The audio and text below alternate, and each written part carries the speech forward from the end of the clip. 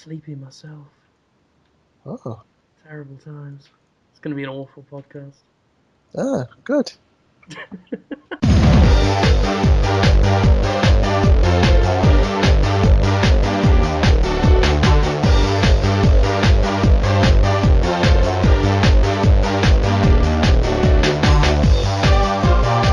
We might be able to get everyone to stop listening to it. We work really hard, guys. That is the end game. Every week, we put out more shit drivel. It's kind of like Highlander. There can be only one Podtoid. That would be amazing. Yeah. If we narrowed it down, that would be incredible. I don't know if it's possible, though. We whittled them down with an ancient practice known as the prickening. For those keeping score at home, that is another Highlander reference. You can add that in the checklist with the others. It's in, I think, page 26 of the 2013 Podtoid Annual. We have an annual? Do they do those anymore? When I was a kid, you'd have comic books. Mm-hmm. You'd have the Beano and the Dandy, whatever equivalents you had in America. And, every year they'd collect a load of comics and stuff and put them together in one big bumper hardback book. The annual. They do annuals. They don't collect as much. It'll be anthologies of stories no one wanted, but since it's an annual, people think, oh, an annual, it's like an extra issue of Batman. I'll get it because I love Batman. And then you get it and you're like, that wasn't very good. And then you forget because a year later is a long time from the last time you bought an annual, and then you just buy another one. I have 2 Batman annuals. Current run Batman. Just bought a recent one about Batman going to Arkham Asylum and there being a nuclear woman who can move through walls and give you bad dreams, that he fights in a laser tank, and then an orderly saves her and decides that Batman needs therapy and looks out the moon. And it's like, I'm going to help you someday. Thinking about Batman. The orderly wants to be a therapist or something. Oh, we all remember that famous Batman villain, dreamy walk, nuclear boom, exploding green woman. She's tough. She can walk through walls, and she just wants you to be miserable. And she says, I won't kill you, Batman, but I'll make you think about how you're bad. And she does that to him in a laser room. And then she just stops. Then she's like, forget it. Go home to Bel Air. Oh, God. It's Podtoid. We're doing it already. That's what we're here for. Yeah, that's what we're doing. That's what the listeners have been tricked into absorbing for another week. You're very tired, aren't you, Holmes? I've had a rough day. A rough day. I was up late last night playing too much Payday 2. Oh, how is it? It's good. Really good. There's a gameplay video on Destructoid's YouTube channel of me having a go of it. Get to be a bank robber and stuff. It's cool. Get to wear different masks. That's the bit I like. Is it not like the first one? It's very similar to the first one, but they've expanded it a lot. And there's a whole mask customization, and you can unlock as random drops at the end of levels, unlock new masks. It's not just clown masks anymore. I was wearing a mummy mask. And there's a Japanese demon mask.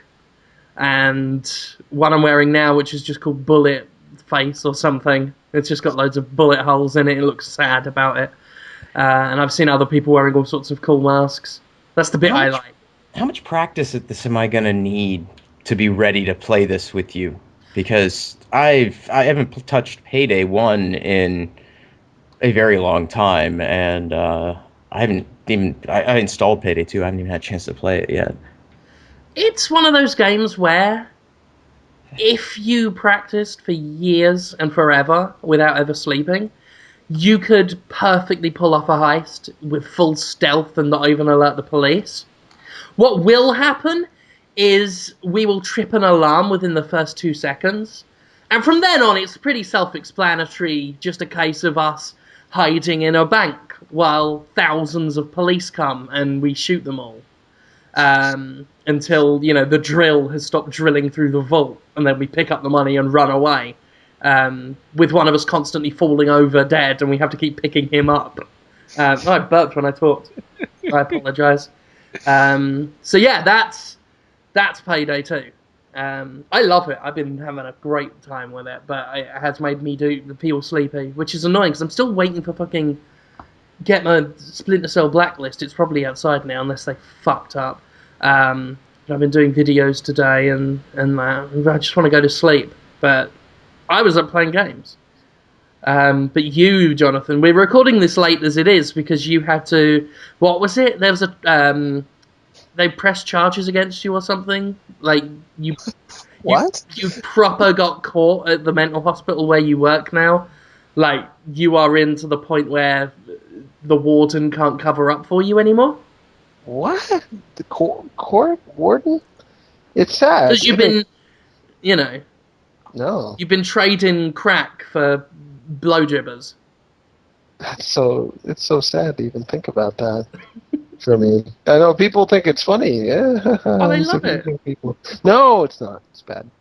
It's bad. It's not abusing people. They like the idea that you're abusing your power and the trust that the state has in you.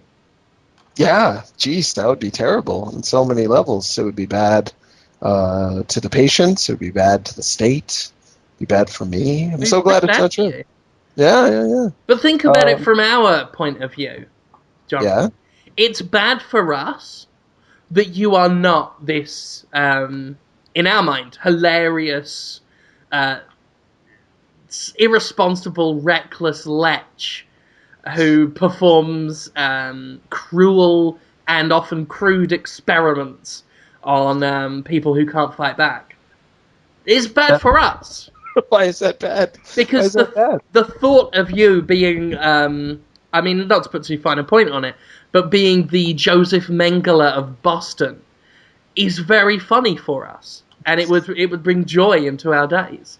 It's true. My mirth level is steadily rising the longer I consider it. Exactly. Mm-hmm. And in order to keep that uptrend, we need you to start doing it in real. Because that's only going to sustain Conrad for so long until he reaches a peak and can't get over that with simple boyhood imaginations. My capability for malaise is legendary. And I'm going to need you to help keep me excited and invigorated, Holmes. So you're really going to have to start trading crack for blowjobbers. There's no two ways. I could show you some graphs. We've charted up some graphs of Conrad's mirth to malaise sort of ratio. It's not looking good. He needs to effectively double the amount of chortles he gives out in order to undo any boohoos he has. And there's a chortles to boohoos ratio? Well, the chortles and the boohoos are indicative of the general emotional state that Conrad is. It's the only measurement we have. They're the symptoms. Yeah. But Conrad's, the condition is a crushing despair. Exactly, and we can't quantify that scientifically. So we have to measure his chortles and his boohoos. We say Jonathan Holmes was trusted by the family of a heroin addict to get him off of the skag. And Jonathan instead gave him more heroin than he's ever had in exchange for a quick handy shandy. And right there you see Conrad's chortling. Because he's infused with the spirit of good humour. That lifts him up. That lifts up those around him. Everyone's having a good time. Obama is president. Long live the USA. Whereas instead, if I were to say something like, Jonathan Holmes is a responsible employee at his mental hospital and is trusted by the state, and that trust is well placed. You see there an instant, significant downturn. In mood, his energy level and mood did drop. Why is it? You are obviously a registered, licensed by the state psychotherapist. No. So it is really, this is the Hippocratic Oath, really, where you, as a trained doctor of the brains, can't let this man sink further into depression. I'm more interested. Why is it that his energy level and mood can be fueled by me harming strangers? Wherein does atrocity? It's not just the harming. It's the passion and What? dedication and effort, forethought that you put into how you're going to torment and torture these individuals. I mean, that's really what gets me going. I mean, Oh, yeah. torture's What? old hat, but the spin you put on it, Holmes, What? I don't that's put a what's so spin on it. special. I've Yeah, never. I mean, in our minds, you are strapping drill bits, claws, scalpels to your hands. You've got almost like a Doctor Octopus style harness on, and with just bladed and electrical torture equipment kind of sprawling out from behind you, like a big metal spider of pain. We're loving it. What You're do you- taking people's faces off, of course you are. Oh. And you're enjoying it, and you're taking their face and holding it over your face and poking your tongue through their mouth hole and wagging your finger at them, going, oh, la, la, la, oh no! Oh no, is that mocking? Yeah! Because they're like, oh no, you cut off my face. And then I'm like, oh Yeah, no. oh no! Listen to your mother! Whoa. That is one sassy villain. Why don't you guys just do these crimes that you want done? Because we're not licensed by the state to do them. Right. You're the one. You're granted the power by the state, and dare I say it, by God Himself. We're not qualified. Yeah, you mete out Boston's justice, and because make no mistake, what you do to these people is justice. How so? It's not. I don't know if you've ever experienced this period of history. It was called the 80s, where we all learned that being involved in drugs in any way is literally the worst thing you could ever do. I saw all the cartoons, I saw all the PSAs, read all the comics. You know the Joker wouldn't deal with a drug dealer, and he killed Robin with a stick.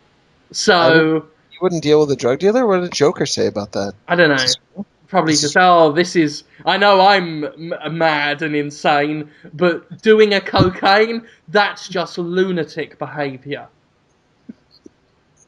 I was thinking about the Joker, but that's another conversation. So, in your mind, In my mind, and the mind of America. and in America's mind, anyone who smokes reefer or has experimented with other illegal drugs should be tortured with a Dr. Octopus style mechanical scalpel drill combo. And I should mock them too. Mock them for their pot smoking. Here's the way I look at it, right? If you're going to take a trip to the moon, you're going to get scalpeled. Okay? It must be great, to lasso the rainbow and take a ride to Fancy Town with your sparkle rocks and your snifferludes, right? But here in the real world, where we're not constantly, going to sleep with the Cloud Princess, where we're not, rubbing diamonds in our eyes until our hair hisses like snakes, we don't do that kind of thing in the real world. The only drug I need, Jonathan, is my briefcase full of business ideas and work that I do for a steady job. Okay? That's my drug. You know what I get high on? Meeting my deadlines. You know what gets me off, Jonathan? No. My well-polished shoes get me off the train to my office job. With your briefcase full of ideas? Full of business ideas. I wonder what those business ideas are. Did you write them down on paper with a pencil? You know what my addiction is, Jonathan? What's that? Writing down business ideas with a paper and a pencil. Putting them in my briefcase, taking a train down to London town, and Sounds going... to me like Mr. Holmes needs to deliver some heroin to you. Yeah. That's what I'm hearing. Why would I have to do that? You are the kind of guy, right? I imagine this, right? You got big buck teeth in my vision, right? Big buck I do? teeth. In my vision, Big buck teeth, big black bags under your eyes, right? Oh, I do have those. Your name is called like Weasel Cockroach Boy, right? You've got a big dirty brown trench coat on, and you're always like this outside the hospital, just hey, you want to get high off of a drug? It's me, Weaselly Cockroach Boy. Have a box of heroin if you like. A box, like a cardboard box, just says heroin on it. It's like a big metal box with chains around it. It looks like an evil Ark of the Covenant because it's drugs. Yeah.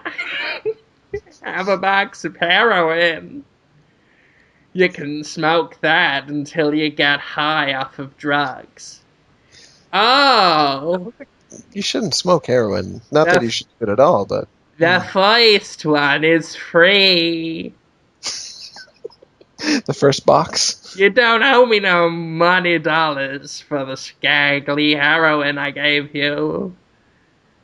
But you'll pay for the next one. Hey, shush. Oh, no. And then you sort of slink off back into the shadows. And then because I am the victim in this, say, oh, wow, I got a free box of heroin. I'd be stupid not to smoke and eat it all. Smoke and eat? Yeah, I take it home, and I've just thrown a match in there and it's on fire, and I'm getting a big spoon and I'm just spooning all the heroin into my mouth and smoking all the heroin and getting high off the heroin. And 2 hours later, I'm back outside the hospital, right? I've lost like 700 pounds of all my fat, and now I'm skeletal and emaciated, right? Naked, totally nude, right? Dirty. Caked in mud and my own feces on my knees, and I'm just looking up. This is 2 hours later, and I'm just looking up. Oh, please give me more heroin. I'm addicted to it now. And you come out of the shadows and go, Oh, you're addicted to heroin, are you? That'll be £10,000 for the next heroin. And then I look at the camera and go, oh no, that's how they do it to you. And you go, ha ha ha, I'm a drug dealer. I'm sad about the feces. I don't know if most heroin guys, dealing guys that I know, when somebody's got poop in their pants, they don't even attempt to get any money from them. Because if your pants have poop in them, you probably have other concerns beyond being able to get money. To be fair, wash the butt. Wash the butt first. In this scenario, I don't have poop in my pants because I'm not wearing pants. I'm naked and just the feces is smeared on my face and neck. It is a trick. You know, I've heard of people who are so sad about mostly panhandlers, but also drug dealers, that they have tried to save up farts in their intestines to just fart on command when a guy asks them for change or wants to deal drugs to them. Just a loud, stinky fart. But they got to hold them all in and wait, which is very uncomfortable. That sounds potentially dangerous. It could be. You don't want to, I don't know, cause any undue stress. Yeah, someone should produce a public service announcement warning people not to store up their farts for drug dealers. Yeah. Because they're going to hurt themselves. I mean, this is the new evil that could kill all of America's children. It's going to spread like wildfire. It probably won't. It might. You think it will? Methane poisoning in America's youth. Oh. If you give me a week, I'll get you reports that say it's on the rise. How will you get the reports? I'll find a guy. It might be me wearing a different pair of glasses. But I'll get you a guy. I'll get the guy that, Fox gets for theirs. I haven't been watching Fox News lately. Seems like they're trying to tone it down a little bit, so I've been told. So that's good. I don't know. I don't watch TV, to be honest. Yeah, I know, it's kind of old-fashioned. Not proper TV. You know, not now that we've got the Netflixes and the Amazons doing everything. Oh, sure. The latest Adventure Time for Monday, certainly worth watching, if you can watch it soon. Finn from that show has quickly become the least... He's like the Seinfeld of that show now. It's like, oh, when he's on, you just can't wait for him to be off. But Lemon Grab? Whoa. And they're doing more with that lemon grab guy. I thought they probably ran out of things they could do. The stuff they did on Monday, it's beyond my expectations, beyond my hopes and dreams. It's people compared it to something you would come up with, Jim, Interesting. that I would listen to. Yeah, I don't want to give it away, but they have taken the character. Everything they did before just pales in comparison. It's a totally new lemon grab, and it's amazing. Let's check it out. If you can, how would you watch that on the internet? Could you do it anyway? I don't know. I don't know if there's a legal way to do it. There's a way. Sure. Of course there's a way. I don't know that. I That's don't know about what those they things. said on Jurassic Park. There is always a way to watch cartoons illegally.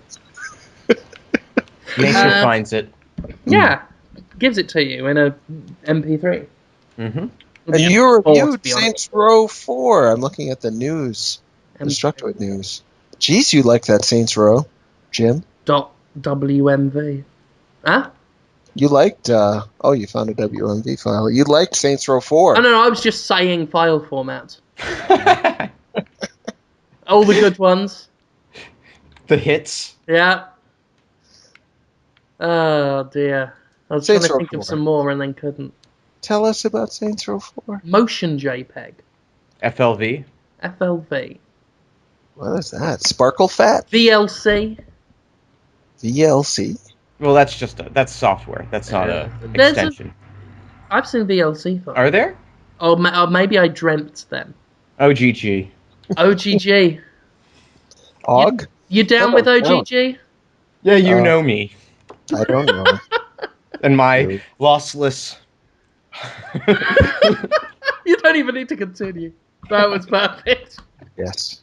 Especially because it would have then been lost, the rest of the sentence. Mm.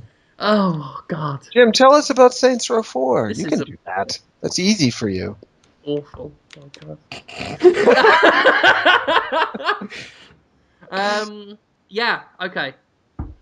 God, I've got to get some energy. It's like you gotta work yourself up for it. Yeah.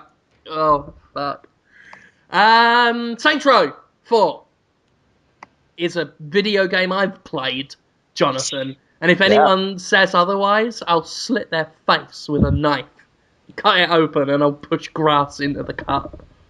Ugh, grass cut. Yeah, grass, Jonathan. I ain't fucking afraid to say what I'll do.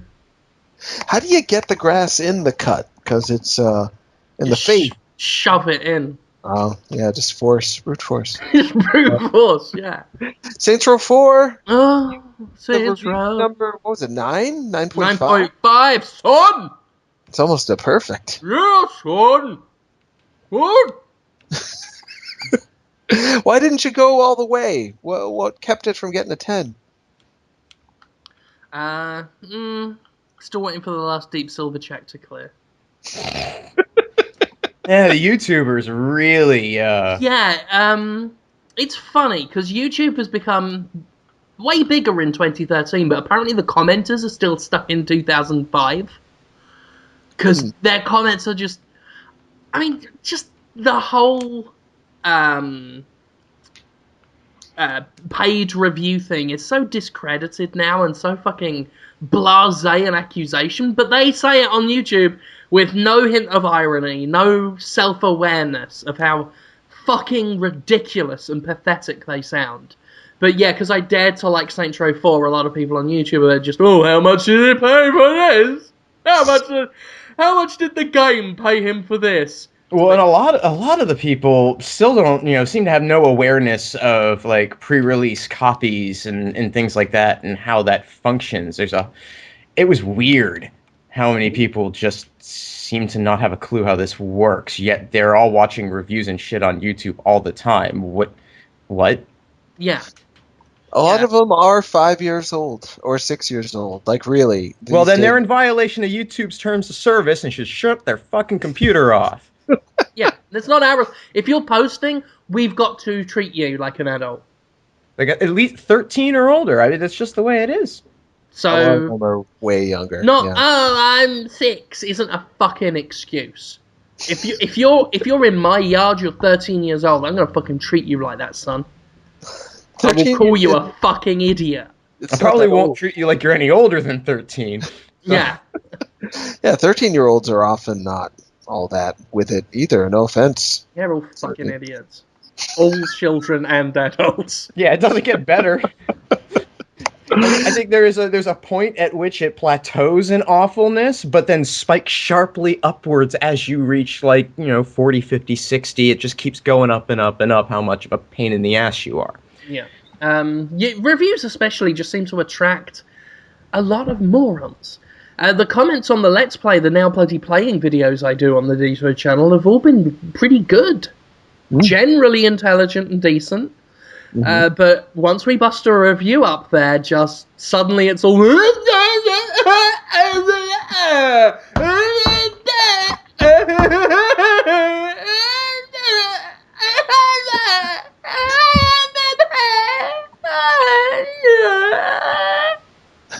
That's cute. I wish that's what they did. I wish it was just sounds of baby paddling and pooping. That's what it sounded like.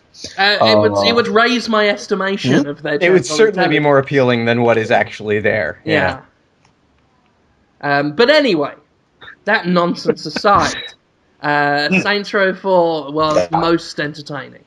Fantastic fun. Had me laughing out loud a lot with real laugh noises that I made with my head. Which don't come easy in a video game. Good comedy action. It's true. Pretty rare. That it is. People are already getting themselves preemptively angry for me giving Grand Theft Auto 5 less than a 9.5. I saw at least one guy like that. Just, you watch him give less than 9.5 to Grand Theft Auto 5. To which you've got to wonder, have you just... Yeah, have we decided that's what it gets just on name value? That's the fucking...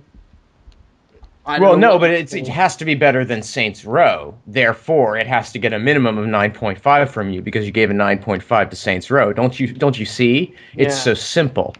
Is that where the... It's science.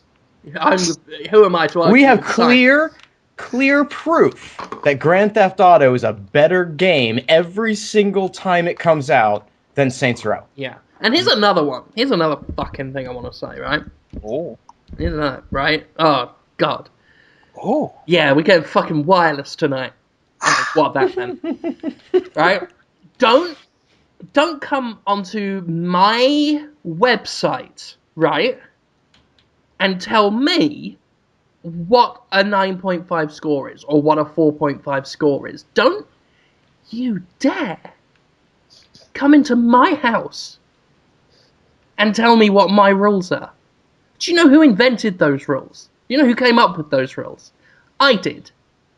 That review score system, I invented that.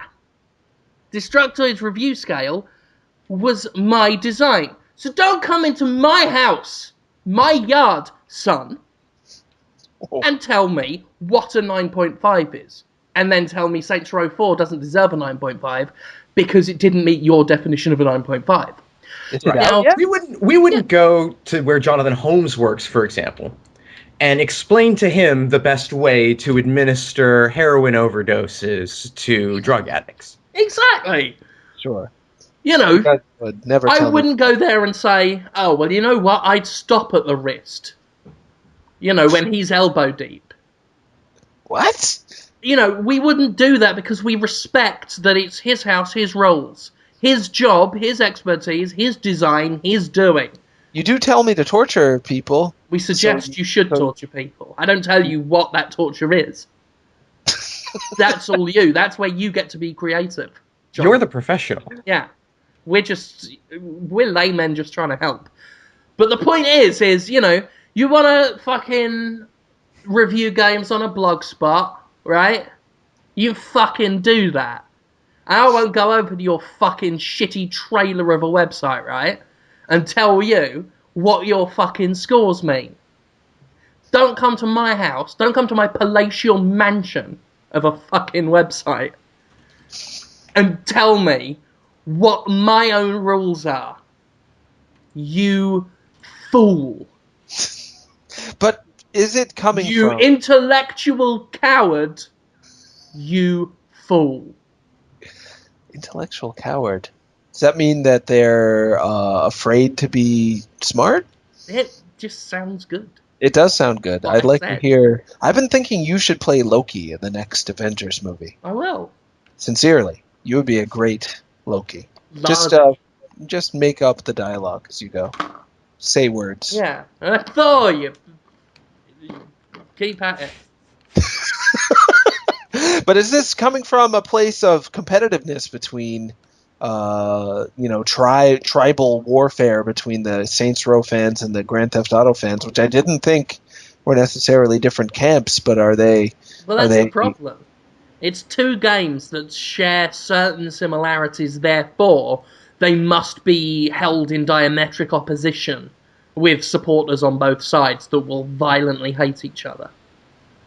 It was the same thing with Deadly Premonition and Heavy Rain. You can get two different games, and people, because they involved people that talk sometimes, and a crime happening. That was enough. To which I exploited with articles pitting them to directly, because they make it so easy to do that. But, yeah, they were there. Obviously, there was Infamous and Prototype. Anything like that, just, if they score, if there's one similarity in 3 elements, it's enough. They're people don't want to just like... Because when I like pizza and then pizza bagels... I don't think pizza and pizza bagel fans should fight. I'm just like, let's eat pizza and pizza bagels all night, you guys. Because those are delicious. Why don't they just want all the delicious things? It's weird. Fucking remedials. Well, they may not be able to afford them. Yeah.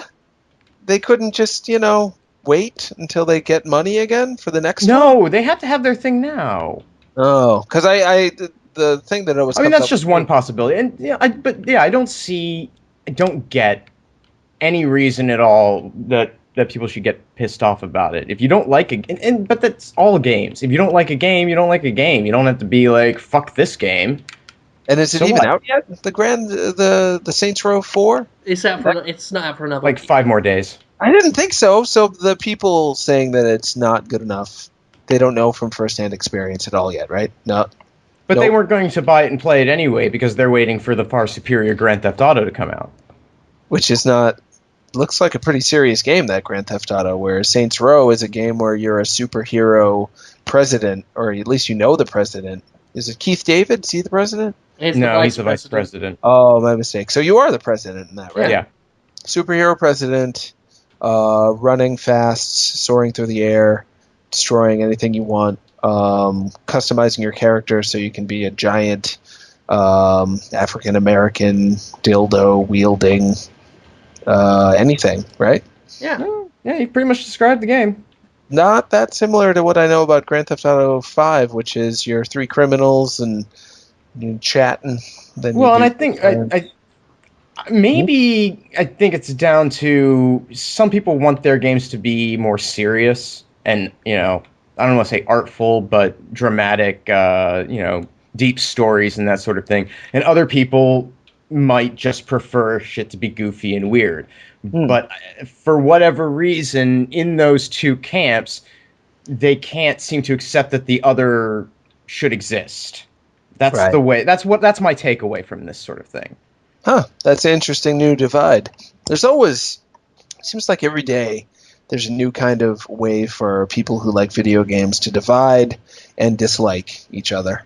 There's new splits all the time. We are nothing if not creative, and I think that's what's so amazing about the video game community is that we can find so many ways to loathe one another. It's one of the few ways in which video games are actually innovating.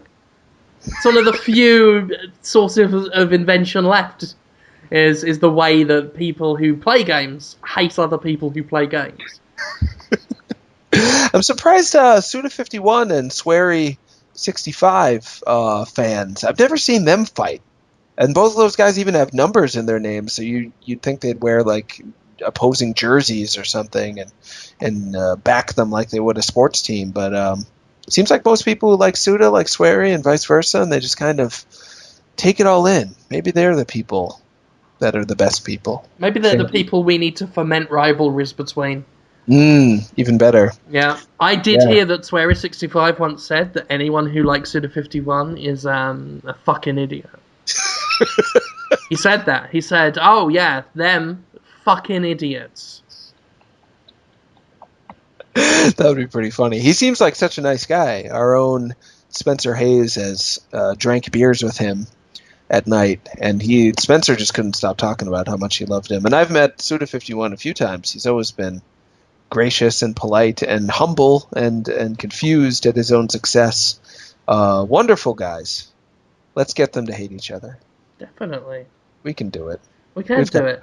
Yeah. So, they don't have to hate each other. They can like each other. We just have to get their fan bases to hate each other. Yeah. That's what's really important here. Okay. We have to foment distrust. That's what we do. Right. Okay, I got to talk about some business. You do? What's up? I mentioned in a previous Podtoid that I have a P.O. box now.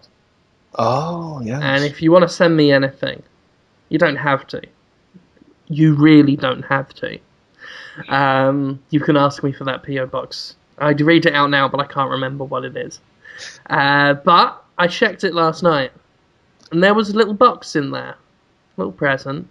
I left the covering letter in another room. I'll read it out on Jimquisition when I show this. So I don't have the name handy. But the guy sent me an interesting present. You remember that episode a while back when we were looking at the Dragon Dildo website, Bad Dragon? Uh-huh. I'm holding in my hand as we speak a big red rubber dragon's tongue designed to go up a hole. Those aren't cheap. Remember the price on those? Yeah, it's not cheap. This is perhaps the most expensive joke present I've ever seen. Whoa. What do you mean joke?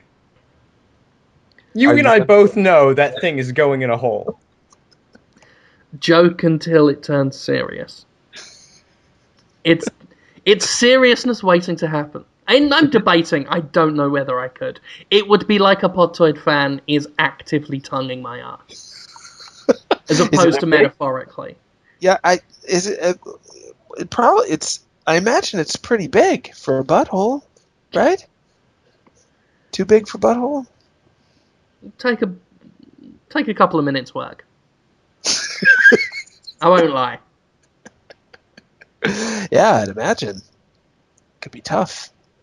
I once bought a girl I was dating a huge black vibrator, and I put it in, I think, a professional wrestler toy, or it might have been like a Transformers, but not cool Transformers, like Michael Bay Transformers toy box, because she was living with her parents at the time, so I didn't want them to be suspicious if she opened it in front of them. I thought they would just be like, oh, Michael Bay Transformers, of course.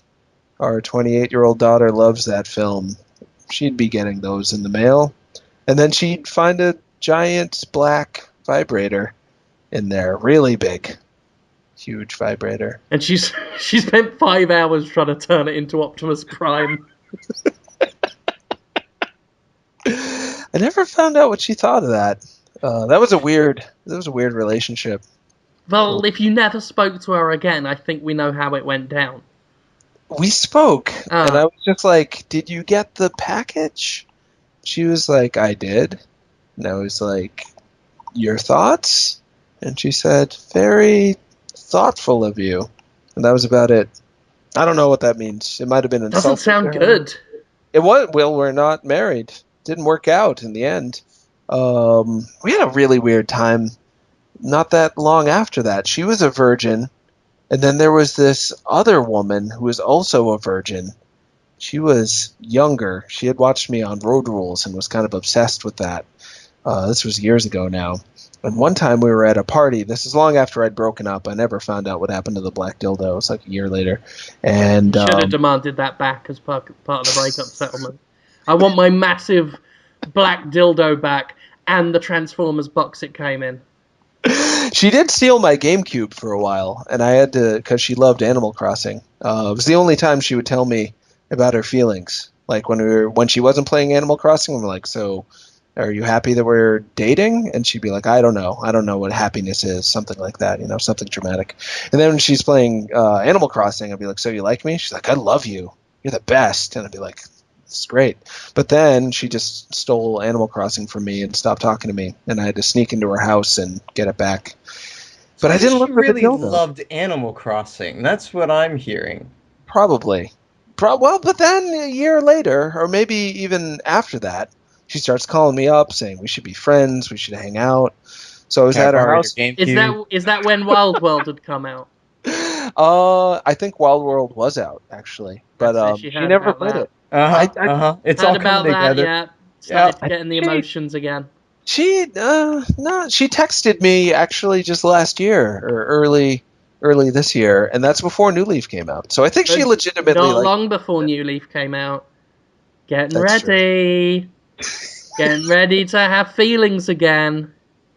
It's a common problem. A lot of people, men and women, have issues where, they're practically sociopaths until they play Animal Crossing, and then they have emotions again like they used to as babies. Huh.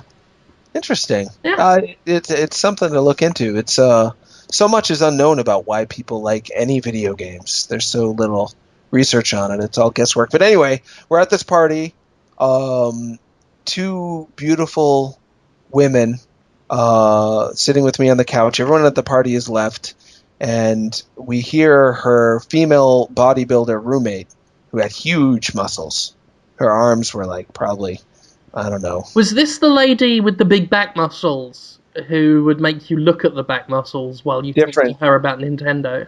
Different bodybuilder. Right. Different female bodybuilder. She worked in a prison, I think. She was really strong. And she was dating this little man with who always wore a sports cap, and he had a little bushy blonde mustache, and he was a little chubby.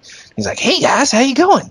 Got any chips? He'd just come in and be like, oh, I'm so happy to be with you guys. Just the most harmless little chipmunk of a man.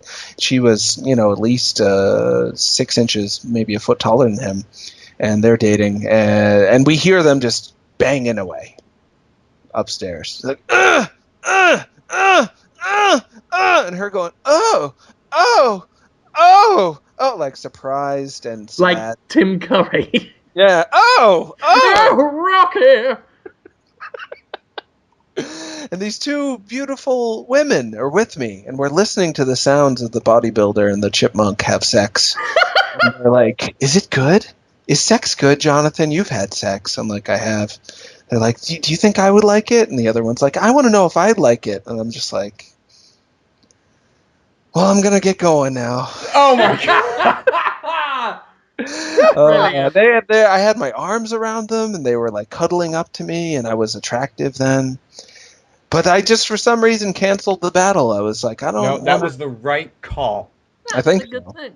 I think so. I liked them both. But that 18-year-old who liked me because I was on TV, she was homeschooled, so she was real.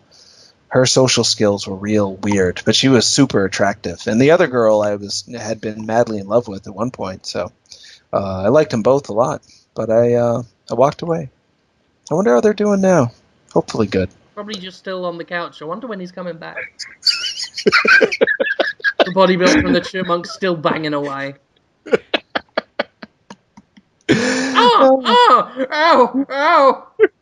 Yeah, those sounds were not good. It was really sad to picture, because who knows what they were doing? It sounded like sex, but sex can be so many different things. And he was such a weird, he didn't seem like a sexual being, and she seemed like an aggressive. She would crush his butt or something, just like squeeze it and be like, yeah, and he'd just be like, and she'd be like, oh, I don't know. It's one of the many things they could be doing, squeezing butts. I wonder if I've heard more people have sex than I've had sex. It's sad that that's a question. It's possible. Maybe. Yeah, it happens a lot, and the people they've got a weird sort of lack of humility about the sounds they often make. They want you to know. They want you to hear it, Jim. I need you to know. They send you pictures. I wonder if you'll get sound bites now. People are going to email you sound bites instead of pictures of their penis, just the sound of their penis. There's a song about this in Avenue Q. It's a musical. It's like Muppet style. Oh, sure. Yeah. And so you can be as loud as the hell you want when you're making love. Oh. And it's Gary Coleman, just belting it out, or the character Gary Coleman. It's not the actual Gary Coleman. They made a character based on Gary Coleman for this musical starring Muppets and about adult situations for post-college graduates. So if that's not something everybody listening to this probably needs to check out, I don't know what is. It's pretty fucked up, is what it is. But that's what that makes me think of, because it's true. That's the one activity where, that, or, being in the midst of a bombing. I think those are the two activities where it really doesn't matter how fucking loud you are. People are willing to accept that because they know that sometimes, hey, you just can't control yourself. Fair is fair. I suppose so. Yeah, I haven't heard it in a while, I hope. I mean, I'm like a fucking Russian nuclear submarine when I'm getting it on. Does that mean quiet? But that's me. Yeah, oh yeah, I am if Conrad's totally doing it silent. right, you barely know. You don't even know. In fact, I'm doing it right now. Oh dear. Yeah. You can't hear another person I'm having sex with over the sound of my profuse apologies.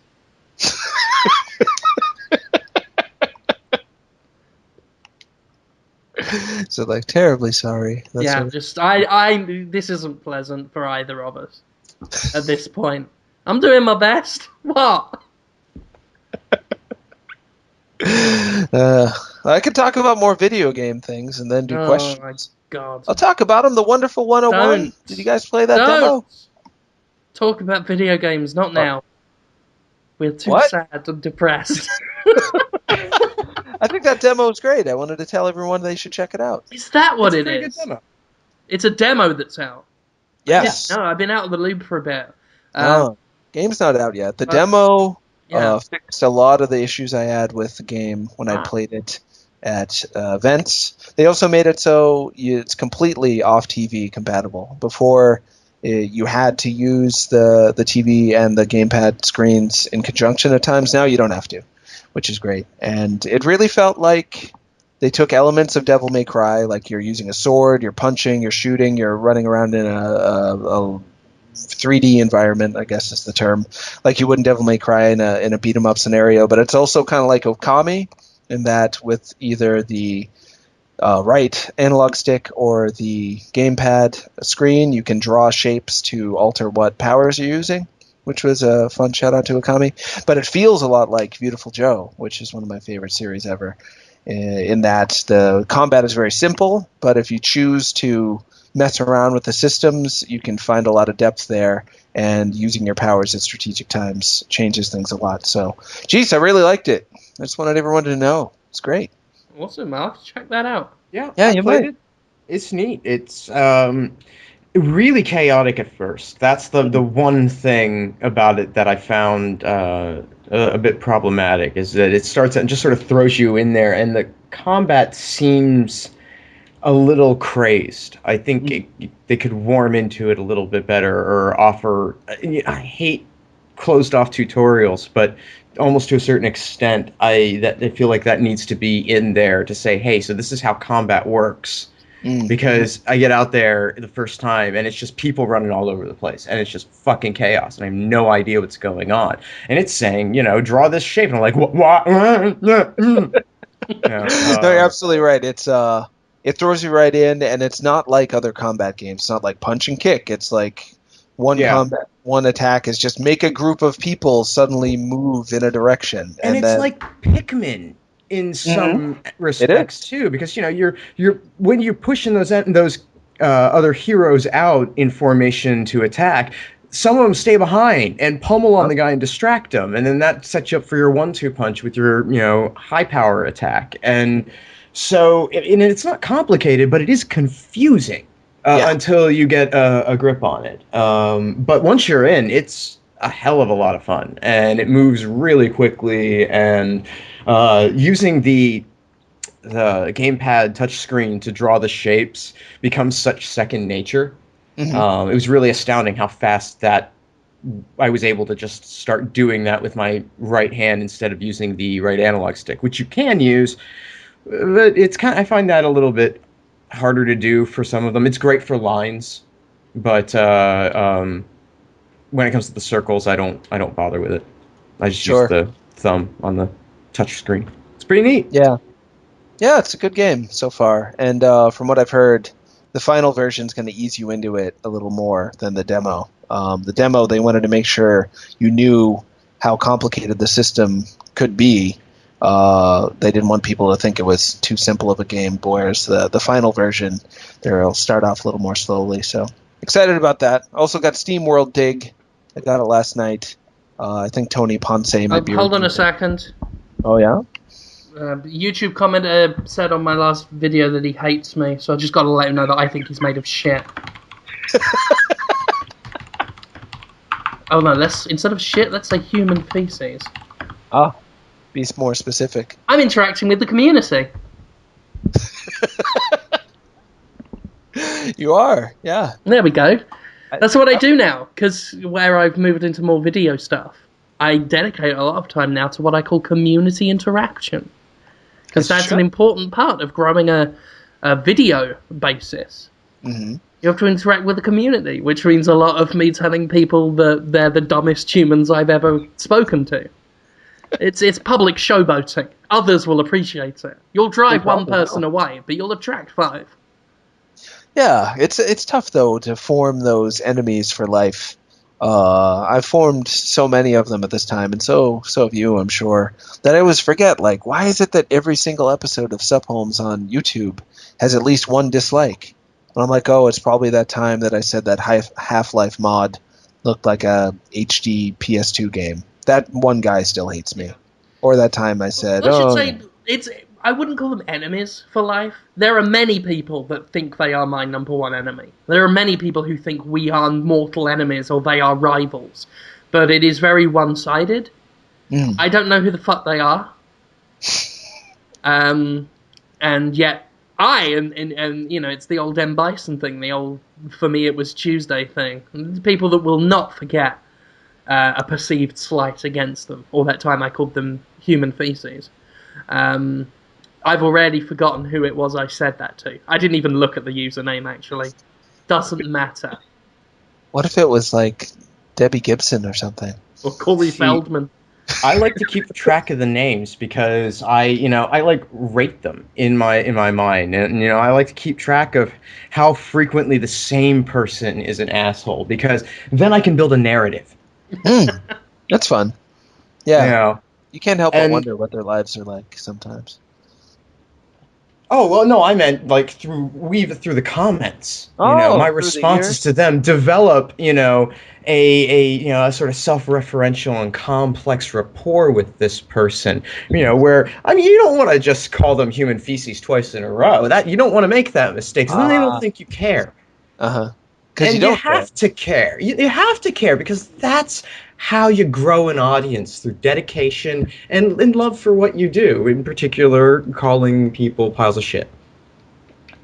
I was told that someone was going to beat the dog shit out of me today. And I was like, why do you think there's dog shit in me? I was all like... That implies they're going to put that in you first. Or that I already have it in me. Yeah. Well, maybe dog shit is like that, is like bubble gum, and it just stays in your stomach for years and years. You had some dog shit like 5 years ago, and he knows. It could be a lot of things. Yeah. I like to imagine you're in the local park, naked, squatting, and doing a kind of weird squatted walk. going like following people with their dogs, and every time the dog does a poo, you pick up the poo and just kind of like push it up your ass, and Well, just pick it just up go with my butt. ugh, like that as it's going in. Ugh. That's gross. And in your mind, in your head, you're just hearing oof, oof, oof, oof, of just dogs approving. They love it. Dogs would love that. Dogs, as you probably know, they think poop's the best. They They they love shit. they think it's like cookies. Trying to get them to not eat poo. My dog. A little better, little less poo breath these days. Me and my dog. Uh, anyway, SteamWorld Dig. It's a game. You should check it out. 3DS. Dig hole. Yeah. Sound good? That's what they were hoping I would say Yeah. on Podtoid today. I think they asked about you, Jim. The developers sent me an email today. Many About- do. Yeah, you're very popular. People got excited. The developers of the publishers of Yatagarasu Attack on Cataclysm, I think it's called. It's the 2D fighting game. They were like, "Can you get Jim to talk about this game?" And I was like, "You should put Jim in the game." And they got all excited. So I'm starting a mini Twitter competition, or I'm sorry, petition, not competition, just regular petition, to get you in that game. Maybe they'll end up doing it. Would you be up for it? I rarely turn down interesting things. I'd do Yeah? it. Yeah, you You probably did that would. with Freak Zone games as well. Yep, I'm trying to get you in that game too. Are they talking about putting me in the Angry Video Game Nerd game? That would be great. I think they asked Craig for approval, and he said it was okay. And I believe the studio's official line is, if it happens, they would jizz. And I'm fine with it. I don't mind if they want to put me in. Yeah, I bet interesting it'll game happen. appearances. I said still planning, hopefully, to do voice work with Jazzpunk. Need to. Lewis has actually sent me a couple of messages that I always get them when I'm at the office, so I need to get back to him at some point. Luis Hernandez? Yeah. Is that thinking of? Yeah, he seems like a neat guy. We had him once on Sup Homes too. So yeah, SteamWorld Dig. If you always wish that Dig Dug was more like Metroid, then you should check it out. Because you dig around, and I'm shocked. I am shocked that it's not boring. Because I've been playing it for like an hour and a half, I think. I've only seen 2 different kinds of enemies. I'd imagine on paper I would be like, this game doesn't have enough going for it. But just finding out how you're going to get from point A to point B through digging in a big, deep world. Oh, so much deeper than I thought it would be. That reminds me of Papers, Please, which was also came out recently. Yeah, what do you That think is of a that? trip. Uh-huh. Great game. It's a game that is exactly like that. You describe it, and it doesn't sound fun at all. Mm-hmm. And then when you play it, it's very affecting. Mm-hmm. Because you are a border guard, basically. You're in a little booth, and people are lined up trying to get into the country of this sort of dystopian It's like an 1980s. Eastern Bloc Yeah. type. Yeah. People trying to get in, and your job is to look at their passport and check it for discrepancies, and then either let them in or deny them. And that's it. You just spend all day, every day, letting people in or denying them entry. And it plays on that theme and eventually adds in little dilemmas and little self-contained storylines and things. And you've got a way, for example, a woman could hand you her passport, and inside is a letter that you can take out and read that just says there's another man in the line later on. His name is such and such. He's going to steal my passport and sell me into prostitution. Whoa. Please do something. And you have the power to deny him entry and break that up. But if you deny him entry, you won't get money for letting him in, and you will risk being fined, penalized for making a mistake. And if you do that, then your family may die, because you have to earn money. You earn a minuscule amount of money for everyone you let in, and that money must be spent on food and heating and medicine for your son and your wife and your uncle and whatnot. Whoa. So it's an affecting game. that pressure to push people through faster. Mm. And in order to have enough money, in order to meet all of your needs, because you look at it, like at the beginning of the game, your daily expenses are around, I think, $50. You get $5 for every person that you pass through, but you're looking at maybe 2 in 5 people have their shit together to where they can pass. And so it becomes as much about trying to, as quickly as you can, find the flaw with this person so you can deny them and get the next person in, as it does, trying to hurriedly confirm all the information and push them through. There's a really interesting play there. And meanwhile, they're trying to talk to you. Everyone who comes up, you're looking at their paperwork. Meanwhile, in dialogue boxes moving up, they're telling you the reason for their stay and how long they're going to be there. And you're going to have to match that up to documents. So it's a lot going on that you have to correlate for accuracy purposes. But it's thrilling.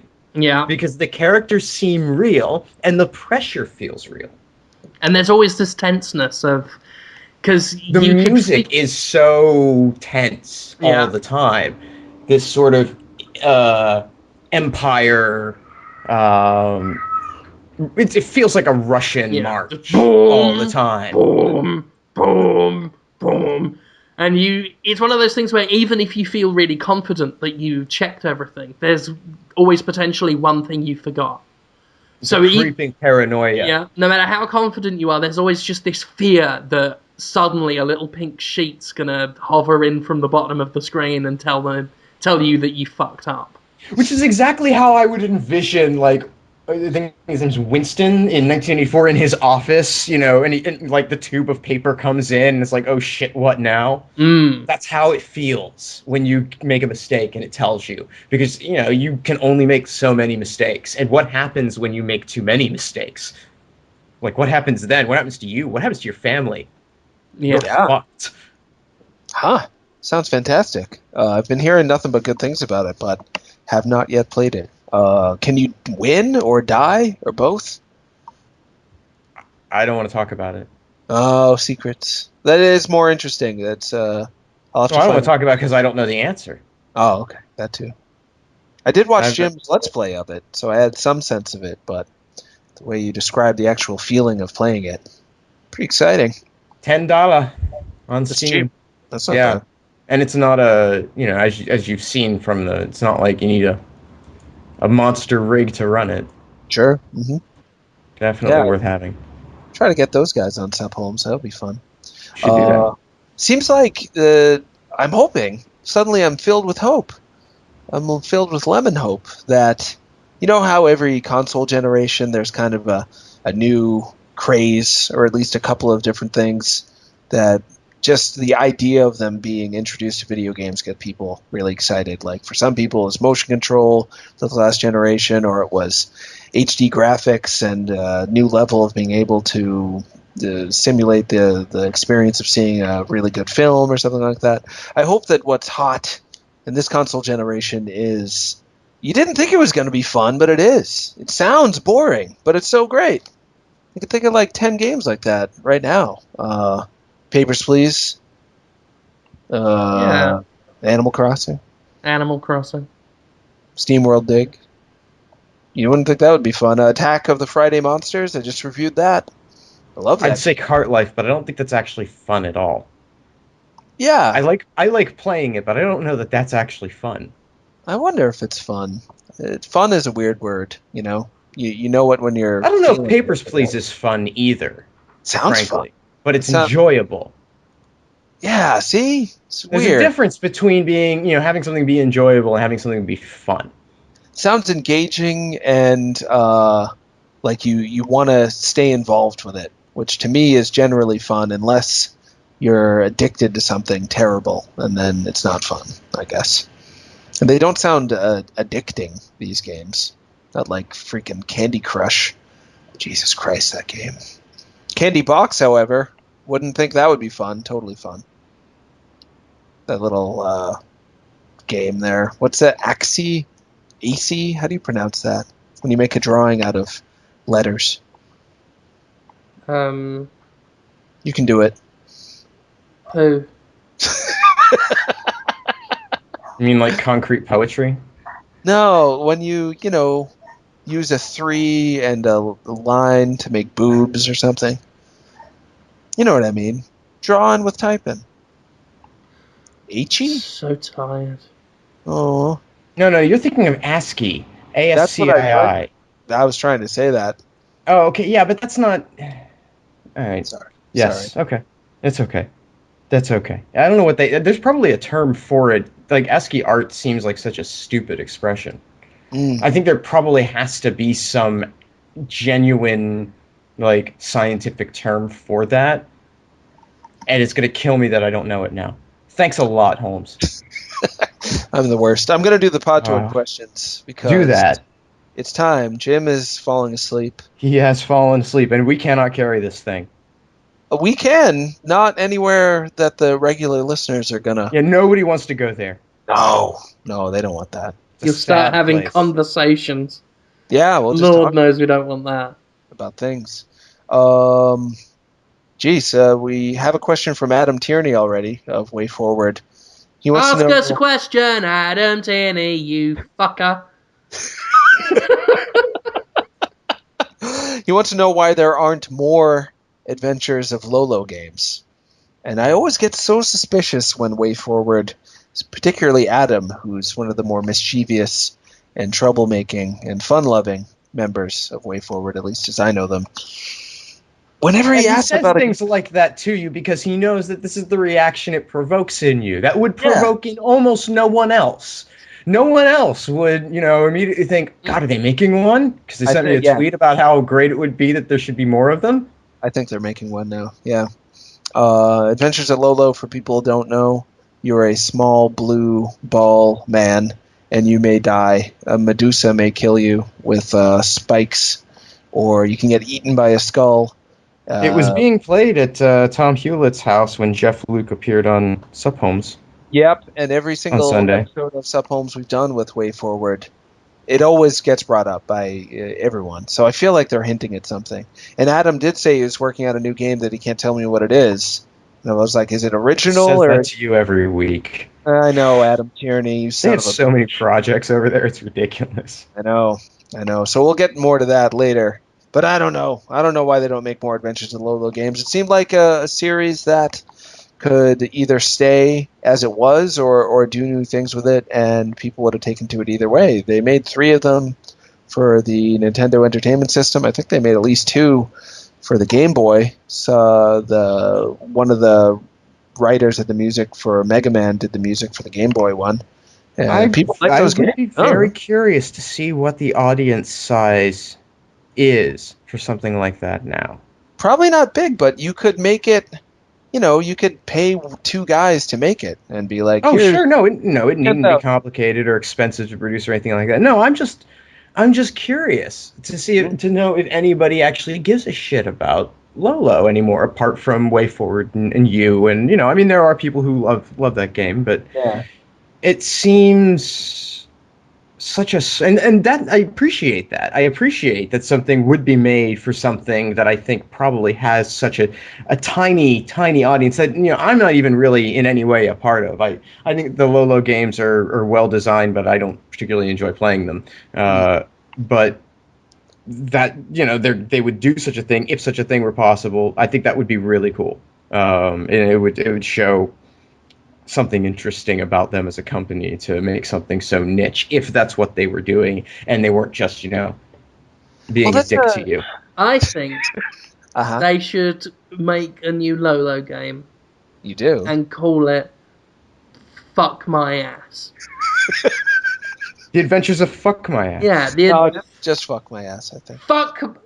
Fuck My Ass, brackets, The Adventures of Lolo. And if you knew how the music to Adventures of Lolo 1 goes, and you were hearing that music in your head as I am right now, thinking about just the letters Fuck My Ass on screen. Here's how it is. And Way Forward can have this idea for free, right? Oh, yeah. Mm-hmm. I'm looking at The Adventures of Lolo. I'm seeing a little blue guy. He's got big eyes. Yeah. He's holding a key. He's loving it. Instead of that, he's got little feet, little hands. He's a big blue arse, and he's got that key, and he's shoving it up himself. Whoa. And he's walking just through all the levels, just constantly, just thrusting it in and out. And the Just call music. The tagline. I can see it now. Unlock the door to your soul. And the music, Jonathan, is just going, fuck my ass, fuck my ass, fuck my ass. Oh, shit, fuck my ass, fuck my ass, fuck my ass. Oh, yeah, shit, fuck my ass, fuck my ass, fuck my ass, Jonathan Holmes, fuck my What? ass. Why am I involved? I would not be in the New Adventures of Lolo game theme song. No, you would be in Fuck My Ass, the New Adventures of Lola game theme song. Jonathan Holmes, Jonathan Holmes, Jonathan Holmes, fuck my ass, I'm Lolo, bitch, fuck my ass. He's proud of his He's Lolo. loving it. We should get the guy who voiced Coltrane to do that. From Gears of War. Yeah. Right, yeah. And he's going, fuck my ass! Fuck it! Fuck my ass, fuck my ass, look at my asshole, fuck my ass. That would be quite a game. That would sell. That would, And at the end of every level, right, there's a little, 8-bit art style drawing of you, Jonathan, at the level exit with a thumb up. Just with a speech bubble and a voice, like your voice, but all, distorted because it's on a game. Just, you're doing a great job. I'm supportive of this. Yeah. And then when it goes through the level and it says level complete, Jonathan Holmes loves the way you fuck your ass. I don't want to be involved. Right. I don't mind. And instead of you going through a level, it's basically your body, Jonathan, naked. Every level is just you, big and naked, masturbating your penis. Oh no! While the Lolo anus is just walking around, doing a figure 8 round your nipples, fucking itself with the key.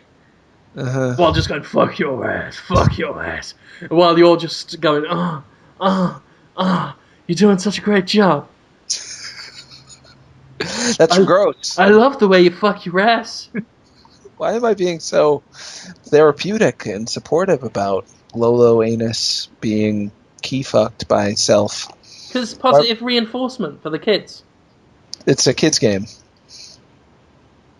Obviously. I was so tired today. I was buying gasoline and coming home to do Podtoid, and I have a Jake wallet from Adventure Time. And I pulled out the wallet to give the cashier at the gas station the money. She went, oh, I love your wallet. A grown man with Adventure Time wallet? And I said, yeah, what of it?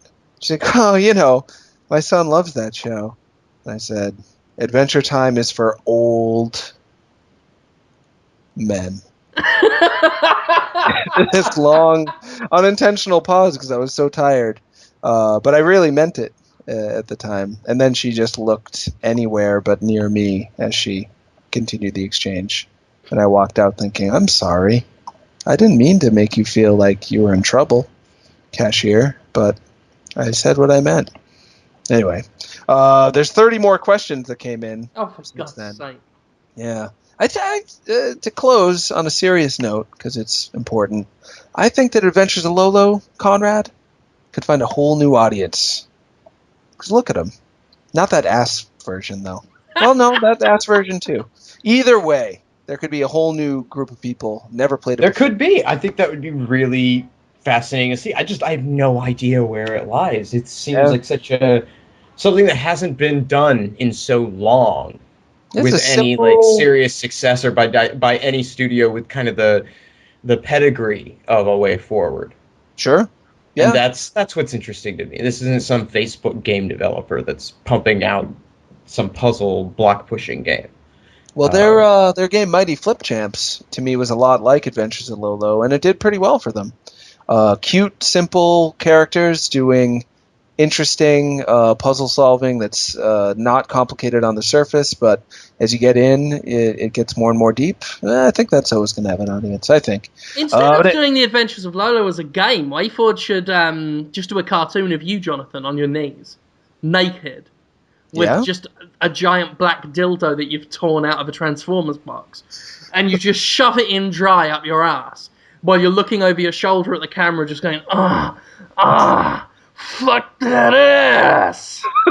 Fuck that ass! I'm talking to myself. I'm encouraging myself at that point. Yeah. You can do it, me.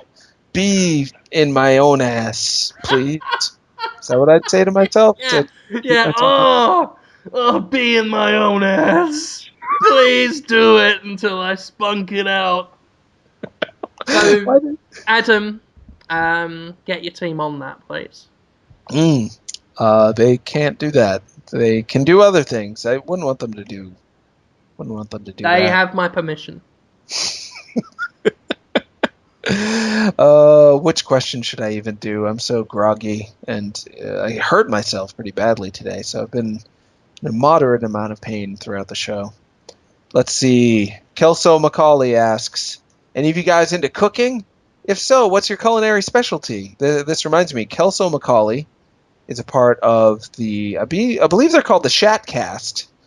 Might be Shattercast, but I think you can Google it or go on YouTube, find it, Shatcast. They did, they all know each other from Podtoid, I think. They did a video podcast that was cute on YouTube. You should watch it.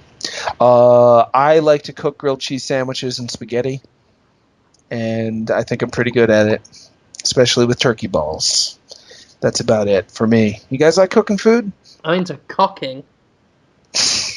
I've got cunnilingery skills. Oh, God. How about you, Conrad?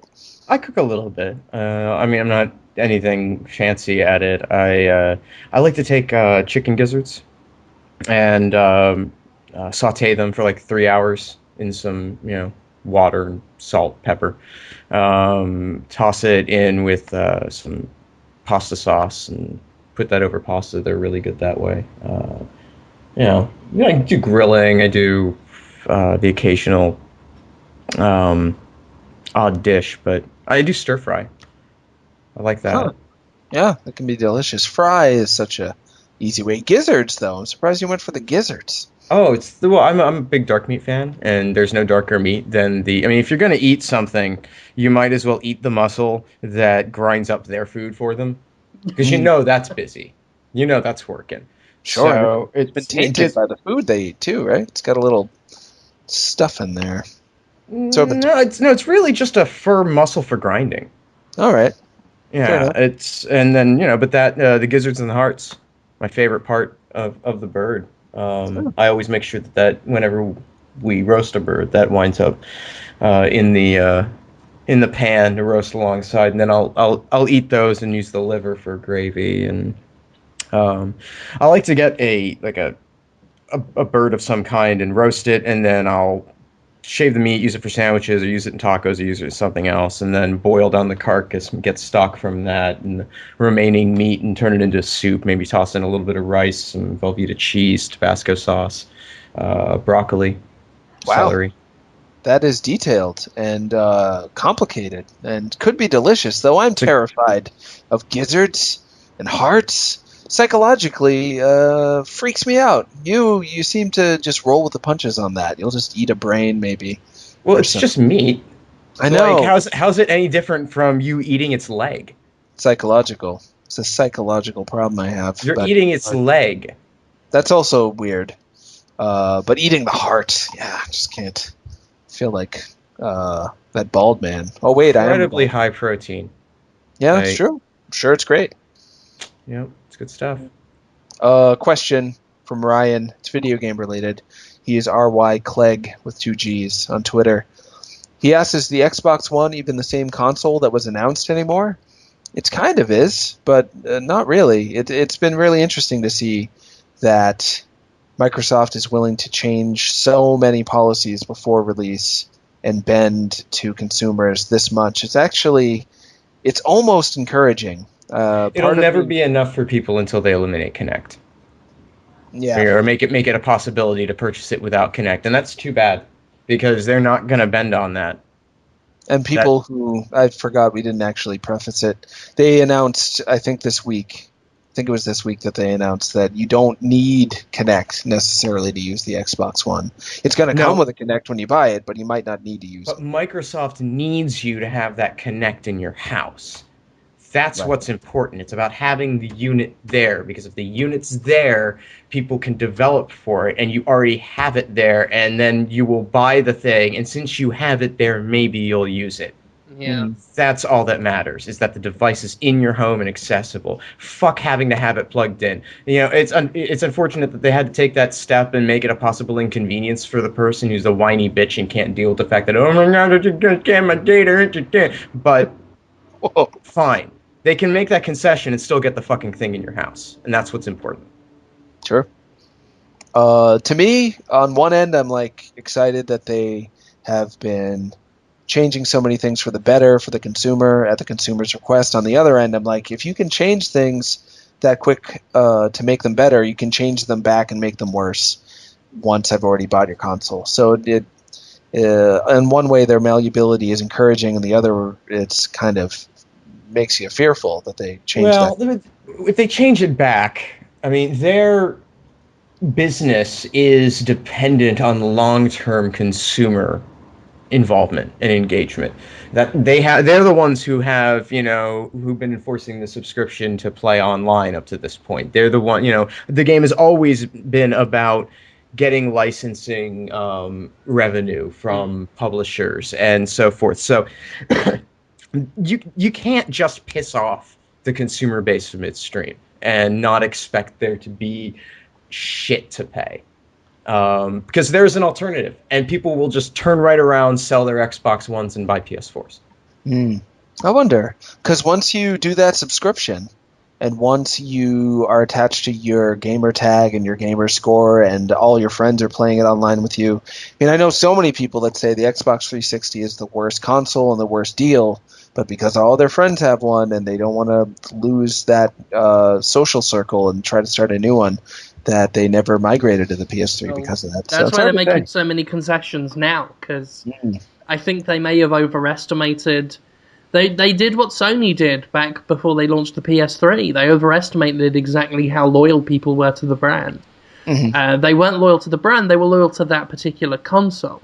Yeah. The general gaming audience isn't loyal, really, to a brand. They will... One console will become the console of that generation, the mainstream one, the popular one, the one that all the friends have. And that can change on a generation by generation basis. You don't have that loyalty for life. And it seems everyone who gets in control, who becomes the king of the mountaintop, believes going into the next generation that they are now president for life. And then they get hit with this harsh awakening. And Microsoft, to give it what little due it deserves, kind of got itself out of that At before it least they're launched. responding. Yeah. Sony didn't respond for years. Mhm. So, Yeah, it took them a but long time. we'll see. I mean, it depends whether the first impression they got is going to last in people's minds. It's still, for me, it's, I'm not really that excited for the Xbox One simply because there's still that lingering resentment that's hard to get over, and it might be irrational.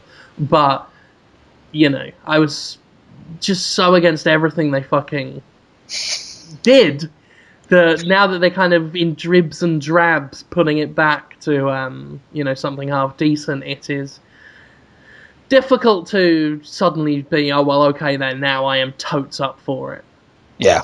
Yeah. And they're still the same people, and you know that they still have it in them to make those decisions and announce them with expectation that people are going to love it.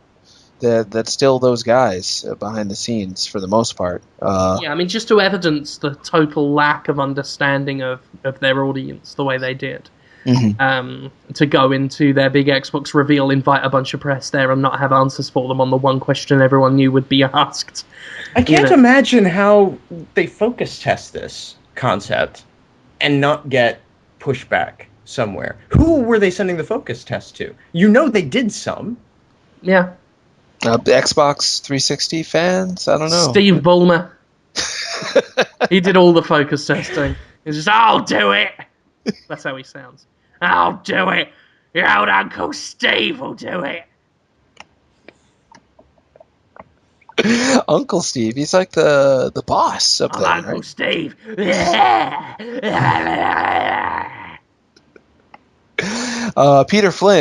Peter F. Williams on Twitter asks, does Jim have any advice for aspiring stand-up comedians in London, specifically? Did you ever try doing any stand-up in London, Jim? Yeah. What'd you think? Right. I wasn't a very good comedian. I didn't do very much. And I didn't have the drive to do much with it. I can't give any advice. It would Really? be it would be advice from an amateur, from a rank amateur. People just yesterday, I think it was yesterday, I was told that you were a comedian by frequent Podtoid listener Vlad Zhao, who I'm very endeared towards, but I was thinking he would catch on that I was being funny. He was saying people quote Jim a lot, you know. And I was like, oh yeah, I had no idea. People quote Jim a lot? And they're like, yeah, they think he's really funny. I'm like, this is news to me, really. People try to act like Jim Sterling? He's like, yeah, they do. He wasn't catching that, you know, on a daily basis. Someone will write, hey, remember that time Jim wanted to shove worms up your ass? I want to, too. Your new fan. Like, yes, I know people want to be like Jim, and that Jim is very funny. It's true. So it's hard to believe that you... I don't know. What if you went back to it now? Do you think you've learned a lot or changed in some way that would make it different now? Well, I learned that it wasn't for me. Mm. So that's what would change. I probably wouldn't do it. Yeah, the stand-up aspect of it makes it not for you. I 'Cause do comedy- sometimes think about doing stand-up again, but I just don't have the dedication to it. And that's what you need. You need to be able to throw yourself into it, be up there every night, every day, doing shit on it. And I found the thing in life that I spend all day and night doing, which is, you know, producing stuff like this shit. Cyrus Tang, who's Udon Cyrus, says, Jim, and I can't believe I know what these abbreviations are, but I do. Jim said that DW, I believe he means Dynasty Warriors, is modern iteration of SOR, which I believe is Streets of Rage. But I say, this is Cyrus, but Cyrus says, that's more Dragon's Crown's role. Agree? And I believe you said that before Dragon's Crown came out. But now that Dragon's Crown is out. I've often added that I talk about 3D. It's a big 3D opened up Golden Axe. Right. Whereas Dragon's Crown is more in the same vein, you know, the same 2D kind of thing. Whereas Dynasty Warriors to me was kind of an expansion on the concept. Sure. Something like Dragon's Crown is more of an homage, more of a following in the footsteps and an allusion to those games, which isn't to undermine the accomplishments of the game. I've had quite a bit of fun with Dragon's Crown. But it's not, it doesn't open things up in that way. It's more taking those basics and expanding on them without putting a new dimension to it. Exactly. Yeah. I don't think it's Dragon's Crown's job to, be the new Streets of Rage. I don't think it's Dynasty Warriors' job to be the new Streets of Rage. I simply have said that it's an expansion on the hack and slash and brought it into the retail and carried it on when the genre more or less died. And it's good that there are games like Dragon's Crown that can come out and do, hopefully, but what looks to be quite well. Yeah, absolutely. I wonder how that game's selling. I'm very interested to find out. Traditionally, Vanillaware games don't always sell so hot. They always have a diehard fan base that would buy the game twice if they could, but they largely but they don't always have big booby controversies surrounding them as well. True. So I wonder. And another thing too is that Vanillaware games up until recently have only been available in physical copies. So it was one of those things you'd have to hunt down. Now nobody has to hunt for it. Sure. So it could do better than it would have normally done on its print run. I found out something interesting about people who are mad at Dragon's Crown. And stop me if this is old news, but apparently a lot of people just hated it because they didn't want to masturbate to those characters. And They so were now like, they have to. Right, I understand. Yeah, that's the worst. That is absolutely the worst thing. Is that you go in, thinking, God, I can't wait to masturbate to this game, and then these characters come out, and you're like, I can't jack it to this. but Yeah, then no, they that's do really anyway. rough. But well, you have to because you bought the game for the purposes of jacking off to it. What, you gonna waste your money? No. Yeah, apparently they get angry if people go after games where they actually want to have sex with the characters, like Soul Calibur or Senran Kagura or whatever. But since they think the characters are so gross in Dragon's Crown, they feel like they should be called out for being sexist. 'Cause don't want to have sex with it, therefore sexist. I wouldn't generalize. That What? may be a portion of people. Oh, I don't think they're all like. I Yeah. didn't think Yeah. total, but I found out about people like that today. I'm It was sure there fun are to some find. people like that. Yeah. It's an interesting philosophy. Indeed. But, there. Come to me and I will give you pornography. The likes of which you daren't dream. If you are ever sad about anything, whether it's Dragon's Crown or something else in life that has upset you, come look at porn with me. We have such sights to show you. There's so many teen boys. I don't know if any teenage. I don't want to. Yeah, I don't want to look at porn with a teenage boy.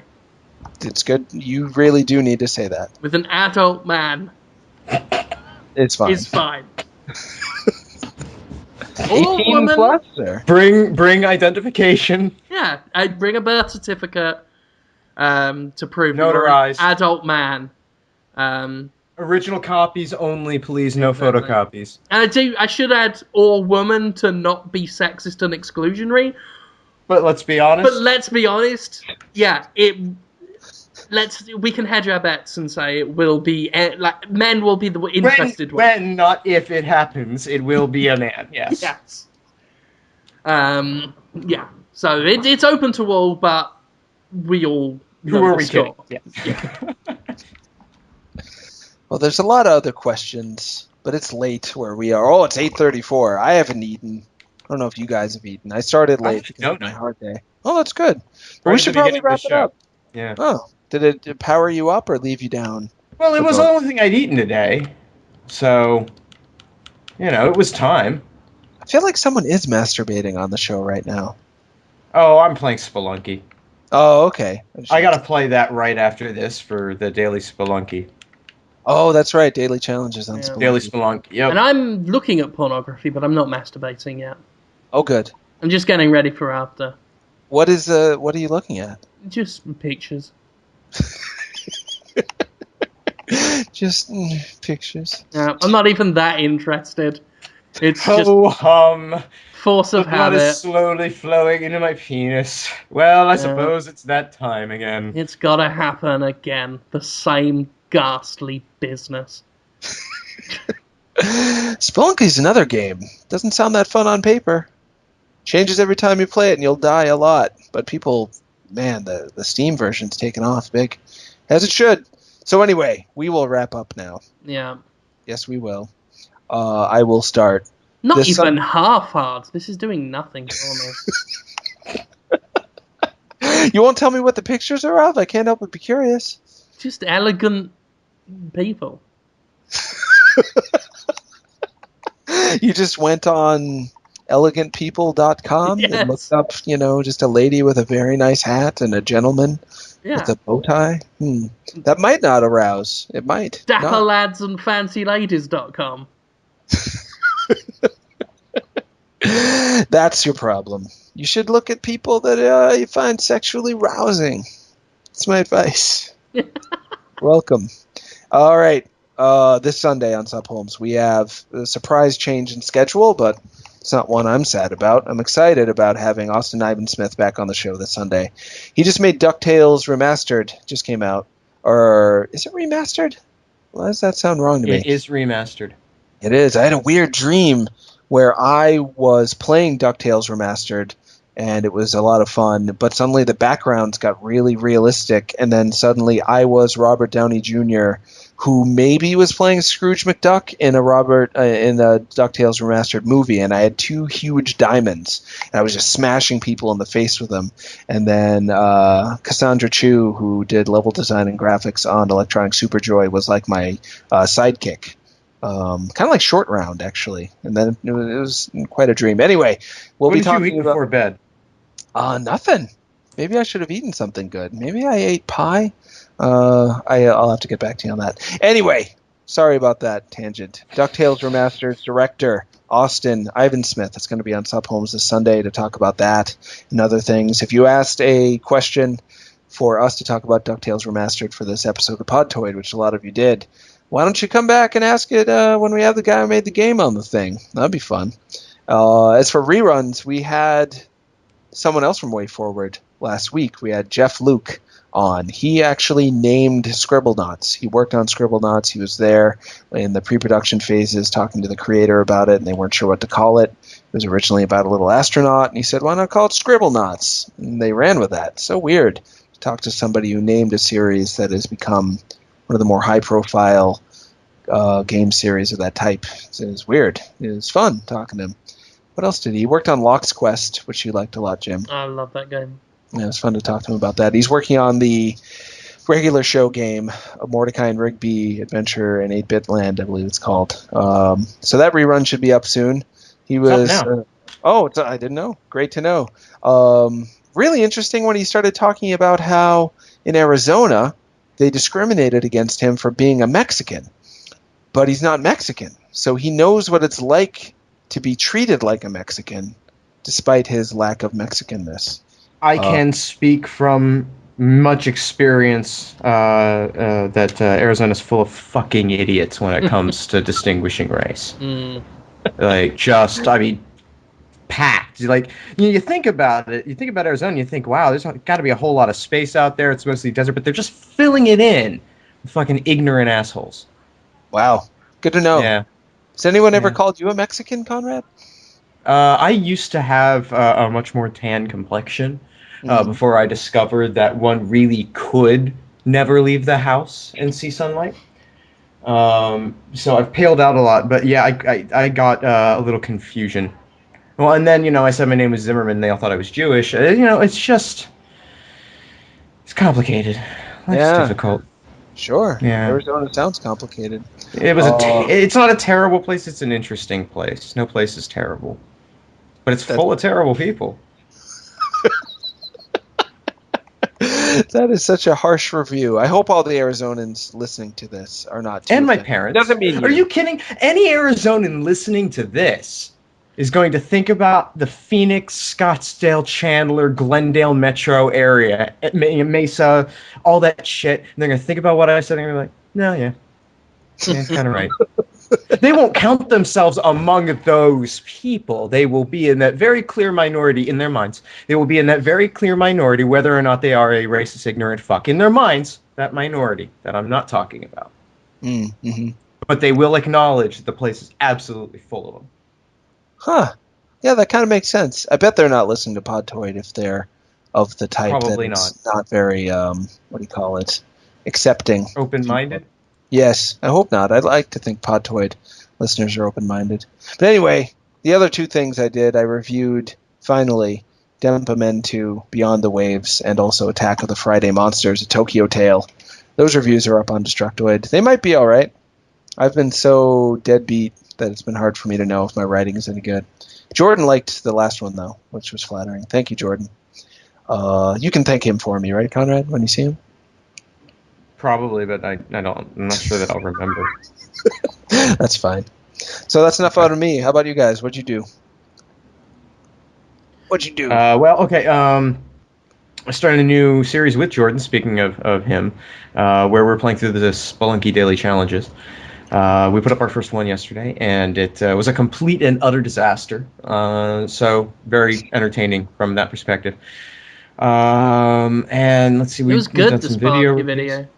Thank you. I had fun with that. Yeah, so that's the Daily Spelunk. It's up on Destructed now. We'll put up a new one at midnight Pacific tonight. As soon as I'm done with this, we're going to record that and move on to the next one.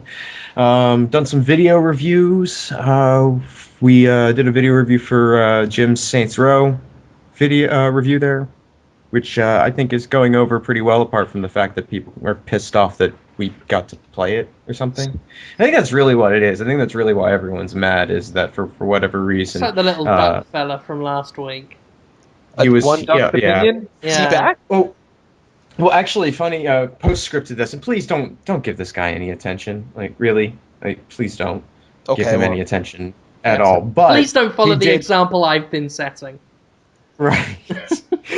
But he posted a video about haters, like on the same day that a whole bunch of people who listen to this podcast and were in the Facebook Podtoid Facebook group were talking about him. And I'm not saying that there's a relationship there or anything like that, but he just put out like 2 to 5 videos a day apparently that all get like and 100 views.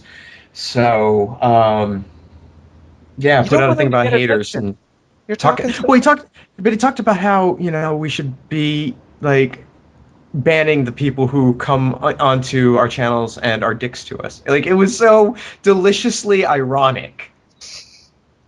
Yeah, he doesn't. It's the thing about the internet. People get so mad and angry if you get mad and angry at them because you came at them with a lot of anger and madness. Yeah. Yeah. It's all about yeah, I mean, the stories he was telling was, sometimes he'll go onto a video and say, I didn't like this one, it was a bit weird. When what he actually did was come on and accuse us of view theft and whatnot. And to be honest, it wasn't just Podtoid fans that were giving him shit, because it seems... No, a lot of people were giving him shit. Yeah, it seems that he does this a lot to a lot of videos more popular than his, so he just attracts the ire of a lot of fan bases. So I don't want to... Yeah, I'm just wondering if he did if he managed to be a real dick to a whole bunch of people, of the right people at the right time, to get a bunch of negative response and then impel him to make that video. It's just, I'm not saying the Podtoid, I just know that some of you guys were talking about it.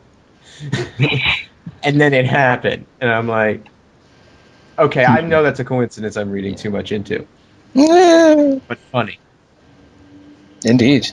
A duck's opinion. So anyway, there was that, and yeah, I think that's pretty much it for me right now. Okay. Oh, there's an office chat. We recorded an office chat this morning with Chris Carter. That'll be up tomorrow. So cool. Watch for that. Yeah. Poor Chris. Lil Pumpy.